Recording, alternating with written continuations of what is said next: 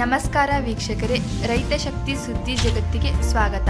ಸುದ್ದಿ ಹಾಗೂ ಜಾಹೀರಾತುಗಳಿಗಾಗಿ ಸಂಪರ್ಕಿಸಿ ಶಿವಾನಂದ್ ವಿ ಮಾಸ್ಮರ್ಡಿ 8073469791.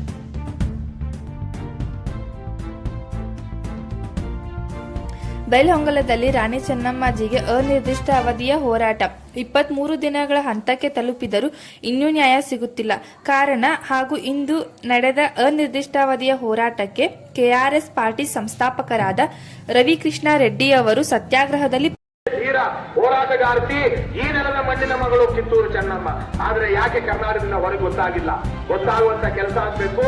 ಜನ ಮೆಚ್ಚುವಂತಹ ಪ್ರೇರಣೆ ಪಡ್ಕೊಳ್ಳುವಂತ ಪಾಲ್ಗೊಂಡಿದ್ದರು ಹಾಗೂ ಎಲ್ಲ ರೈತ ಮುಖಂಡರು, ಮಾಜಿ ಶಾಸಕರು ಈ ಹೋರಾಟದಲ್ಲಿ ಪಾಲ್ಗೊಂಡಿದ್ದರು.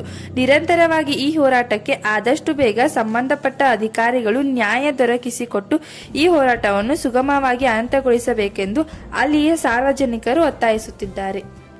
ಬಿಜಾಪುರದಲ್ಲಿ ಒಂದು ಸೈನಿಕ್ ಸ್ಕೂಲ್ ಇದೆ, ಅದು ಕೇಂದ್ರ ಸರ್ಕಾರದ್ದು, ಒಕ್ಕೂಟ ಸರ್ಕಾರದ್ದು, ಕರ್ನಾಟಕ ಸರ್ಕಾರದೇ ಒಂದು ಸೈನಿಕ ಶಾಲೆ ಯಾಕೆ ಕಟ್ಟಬಾರದು ಕಿತ್ತೂರು ಚೆನ್ನಮ್ಮನ ಪ್ರೇರಣೆಯಲ್ಲಿ ಅಂತ ಕೇಳ್ತಾ ಇದ್ದೀರಾ. ಅದರಿಂದ ನಿಮ್ಮ ಮಕ್ಕಳು